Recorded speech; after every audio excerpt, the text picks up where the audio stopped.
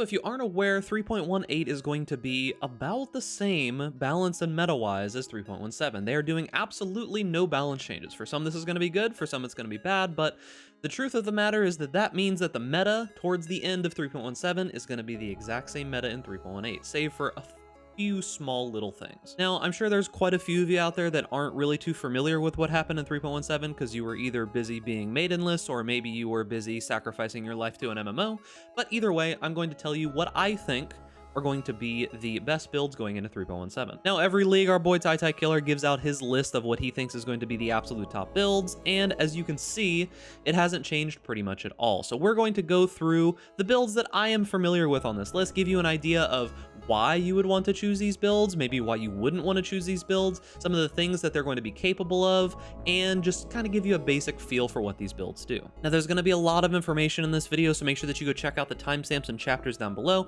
if you want to jump to a particular build or you want to hear my thoughts on a particular build going into 3.18. Also, remember that if you enjoy this content or this video helps you out, make sure to give it a like and subscribe to the YouTube channel and hit that notification bell to stay up to date with all the latest videos. Without further ado, let's get into it. The first build on this list needs pretty much no introduction at this point. This is the absolute king of bossing early on in the league, and that is the Seismic Trap or Phys Trap Saboteur. This build is insanely impressive when it comes to early league bossing. This was the build that most people were doing early league boss carries with until they were able to afford the super high-end builds that are obviously better, but they need like 10 to 20, 30 Exalt. This build only needs a few Exalt to even get going into the very highest tier of content. If you're wanting a build that's going to be very consistent and very solid for doing some of these new Uber bosses, look no further than the Physical Trap Saboteur. Now, one of the biggest bonuses here that the Seismic Trap Saboteur has over a lot of other builds is that it only requires a few very common uniques early on in the league. Typically, Cold Iron points go down in price after a few days. Tinker Skin as well is not very expensive to get. Adziri's Step is relatively easy to grab, and then it's mainly just rares and other things after that. You do want to invest into Cluster Jewels early, but thankfully we can just use physical Cluster Jewels, which are very, very easy to roll with Harvest or with Fossils, among other things. This build, even with very simple gear early on, has very, very high damage. Seismic Trap can hit upwards of like 5, 6, 7 times for 600,000 average hit of every single Seismic Trap that you can throw, which you can throw 4, by the way. But some of the downsides of Seismic Trap are going to be that the playstyle might push a couple people away because there is kind of a delay to your damage. You have to throw the trap and then wait for the damage to happen. And you do need to know how to properly place your Seismic Traps against the bosses. There's a couple extra abilities that you have to place, like you need to be using traps for healing as well as traps for doing extra damage to bosses by debuffing them. So there's a lot going on with this build, but it is very, very effective and easily one of the top builds of this league. If you're interested in doing those super high-end bosses very early on in the league, this is probably the build you want to play. The next build on our list is going to be the Skeleton Mages build. Now, this is a summoner build, so you're going to have to accept all the positives and all the negatives that come with playing a summoner build, meaning you're going to mainly be doing damage with your minions, not yourself, and you're also going to have to deal with the fact that you've got a lot of support abilities that you have to click. Now, I played this build in 3.17, it performed extremely well, and if you do want to push it into the very, very high tiers of gear, this can easily be one of the more powerful builds very early on in the league. One of the main strengths that this build has is that it doesn't require a ton of really crazy gear to get going. It does simply need this jewel, which is Dead Reckoning. This was expensive very early on in the first couple of days of the league. However, you can play Absolution, which I will talk about next, until you are able to afford this, and Absolution is a very good build for early on. Beyond that, it doesn't really need anything too crazy. Ashes of the Stars ended up being extremely powerful for this build. The Fleshcrafter unique is very good. It isn't super hard to get early on, as well as Alberon's Warpath. You can use things like Profane Proxy and other jewels and such, but they aren't really necessary. You're just going to need some random rares beyond that. You can use a Crafted Wand, which I talk about in my build guide, and you can use a life gain on Block Shield. This build can do most things very well. The one caveat with this build is that early on, invitations are very tough.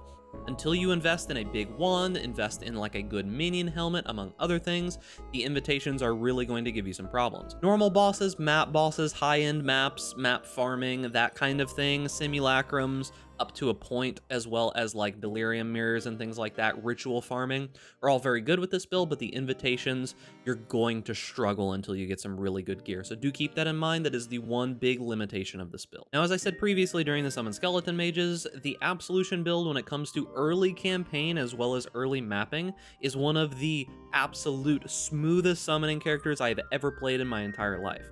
It does feel extremely good and is very powerful up into yellows as well as early reds. However, there are two major problems with this build that you need to be aware of.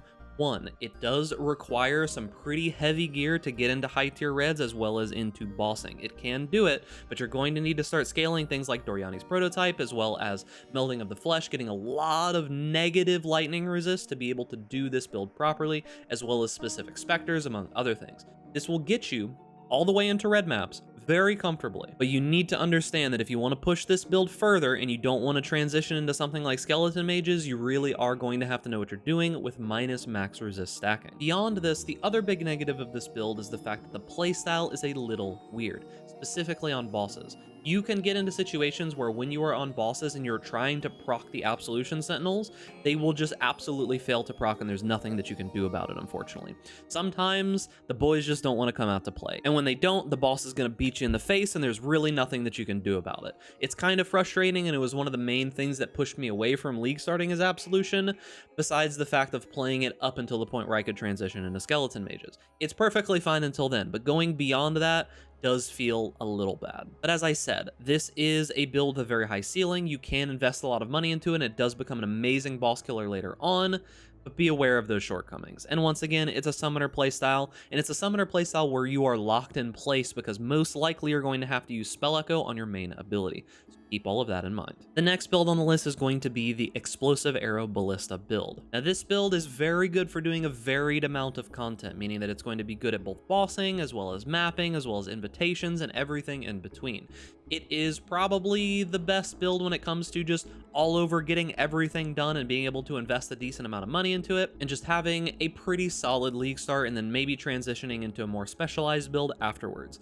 Now, this build does have some downsides. It is a totem-based build. It's Ballista, so you're going to have to be okay with the fact that you're playing a totem build. And alongside that, there is a bit of wind-up when it comes to the damage that this build is doing. You have to place the totems, you have to wait for them to shoot the explosive arrows, you have to wait for the explosive arrows to explode, and then the damage happens. It is very high damage, but do keep all of those things in mind. It's mainly an issue for bosses.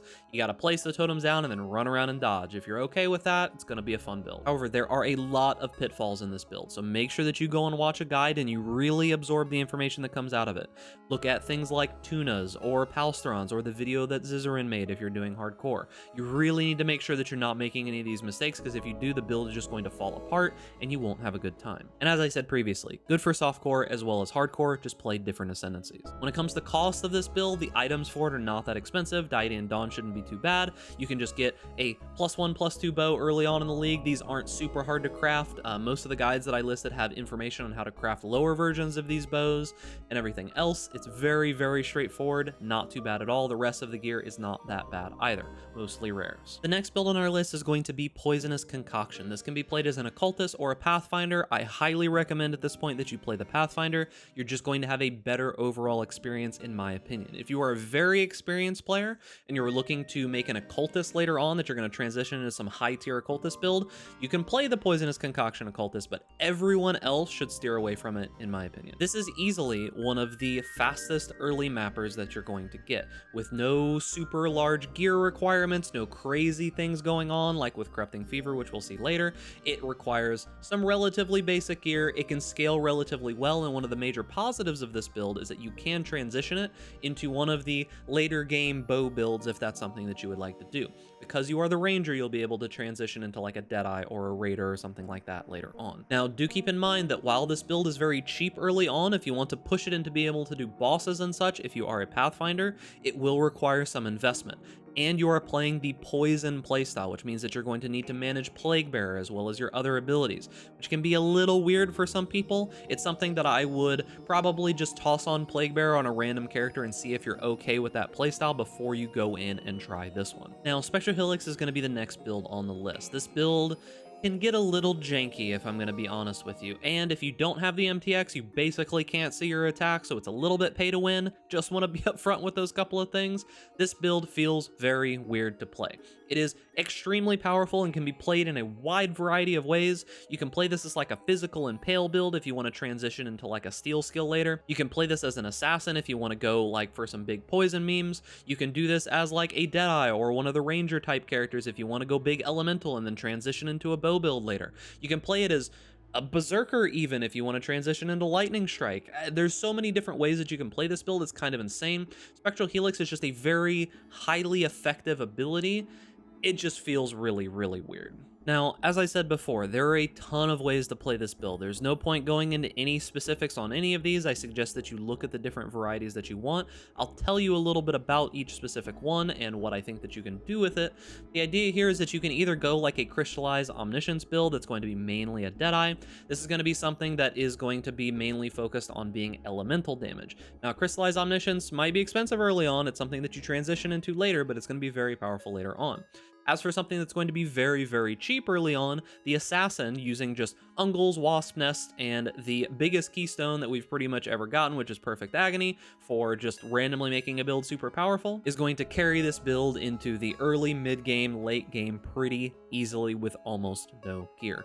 However, the one problem with this build is that the very, very top end doesn't really scale into very much after that, and it's a little bit weird to play. Going beyond that, you do have the champion version or the physical version. This version is very nice for either hardcore players or someone that wants to transition into like a steel skill build. Steel skills did end up being pretty good last league. They're a little weird, but they did end up being pretty solid. I never ended up making the guide, unfortunately. I just didn't have time. But you can play Spectral Helix as an impale version and transition into steel skills, meaning like lancing steel and splitting steel extremely effectively, so I think that's a pretty solid path to go for in the next league. And last but not least, you can go a Berserker and play this if you want to transition into Lightning Strike. We'll talk more about Lightning Strike in a few moments, but this is something that you can play very early on, and it does work well. It does scale well with the Berserker's physical damage that it gains, and then transition into Lightning Strike when you are ready. Now, as I said before, we talked about Lightning Strike. Now, there are two main flavors of Lightning Strike that most people are playing. That is either going to be a Raider Omniscience version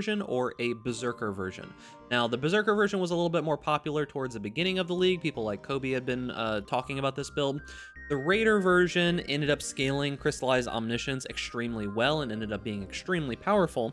But it's an Omni build, so do keep in mind that that amulet might be expensive early on, and the gear for it might be expensive early on as well. The Berserker version doesn't use as many of those highly sought after uniques at the very early game, and both of them can scale very well, but you're probably going to be playing something like Spectral Helix early on before you transition into this. It is a very powerful build, but it does have a couple pitfalls as well. Especially if you're going to be playing the Berserker version, this build has all of the buttons. You're going to have to press a ton of different things on this build to get things going, and you're playing Lightning Strike, which is a little bit of a janky ability. It's a strike, but you mainly only use the long range version of it, like the little projectiles that go out.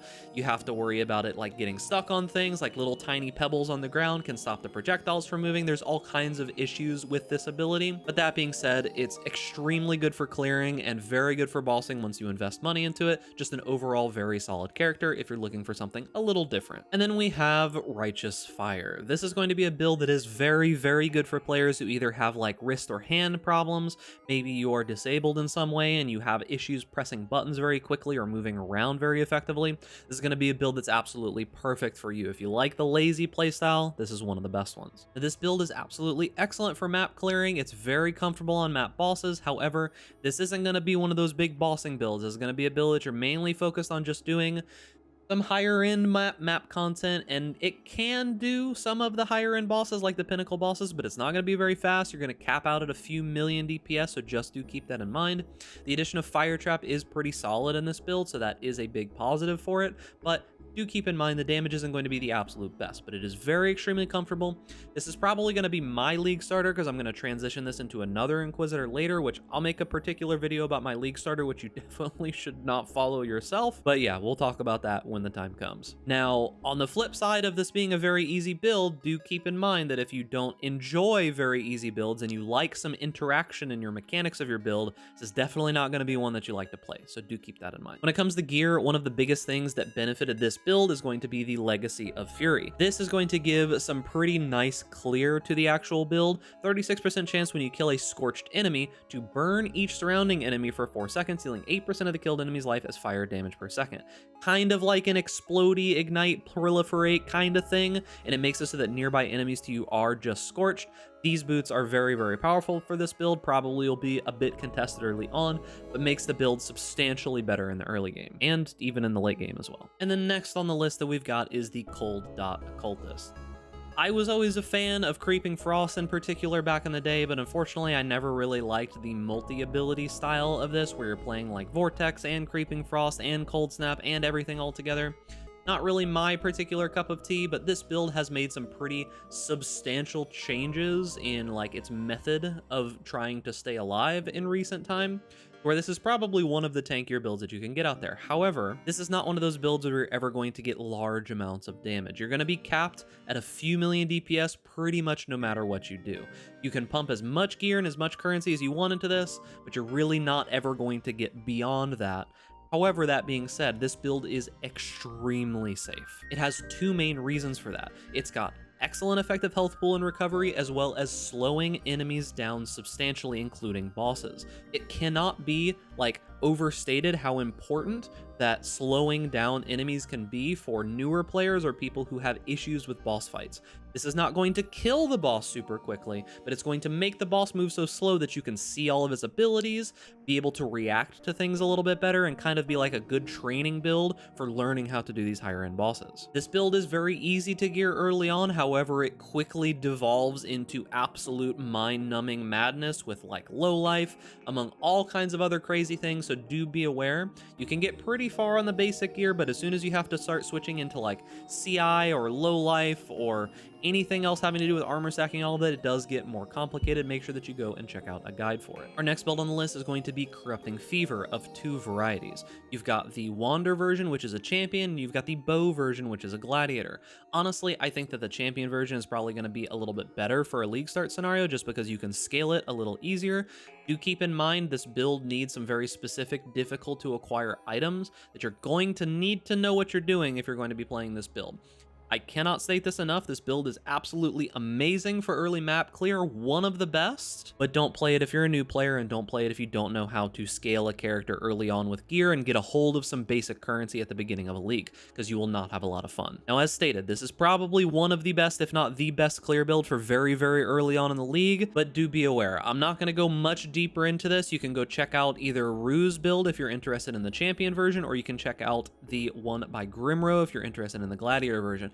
Both of these are very high-end characters, and I suggest that you know what you're doing before you go and look at them. But once again, I'm going to state, very powerful, hard to gear, and you need to know what you're doing. And the very last thing that we're going to talk about is early game bow memes. If you are not a very experienced player, don't even watch this part of the video. It's not worth your time. You're not going to get anything useful out of it besides maybe a headache and some issues, okay? Very, very early on in the league, you can play bow abilities. You can play like Lightning Arrow.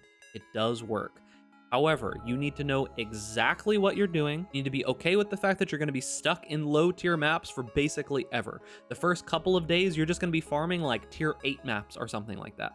Because most likely what you're wanting to do is you're wanting to play this build, transition into like a magic find character, build up an infinite amount of wealth in low tier, like yellow tier maps, and then transition into like the Omni Shot build or something super high end like that. That is a viable path, and there have been people even in my community that have done it, but just expect that if you are not a very knowledgeable early game player, this is not the thing that you want to do. Now, the vast majority of you are probably not going to be people who are super high-end players, so this is my attempt at telling you, probably don't do this and don't ruin your league start trying to play a bow build that doesn't scale any life or anything crazy early on in the league and requires tons of money and game knowledge, because you're not going to have fun. Play it like second or third or something, but by all means, if you want to make a mistake, just don't say I didn't tell you. Now, a couple notes and thoughts about things that I have talked about here. I am going to link guides and such down in the description. 3.17 guides are going to be perfectly fine for 3.18. Almost nothing has changed. There's not really a lot of reason for people to make new build guides guides at this point. Maybe a few of them will be made, and I will update those with the new build guides as people do make them, but you can find links to guides down in the description of content creators that I think are going to be people that you can follow for most of these builds. And a final note on choosing a League Start build, because a lot of people do get obsessed with meta builds and such, you can play pretty much whatever you want if you don't have certain expectations and goals going into the league. If you are an experienced player and you want to play some random divine ire totem build or something like that, then play it, man. You can do whatever you want. It really doesn't matter. You'll be fine. But if you are a new player, or you are someone who's not experienced, or you plan on playing 2 or 3 builds, choose a powerful build that is still fun or can transition into a build that you like, and you will just have an infinitely better experience early on in the league. However, don't let me tell you how to have fun. Go and have fun however you like. Just don't blame me, once again, if things don't go your way. So remember, boys, if this video helped you out or you enjoy this content, make sure to give this video a like, subscribe to the YouTube channel, hit that notification bell to stay up to date with all the latest videos, and stay safe out there in Raid class. And I'll see you guys in 3.18 Sentinel League.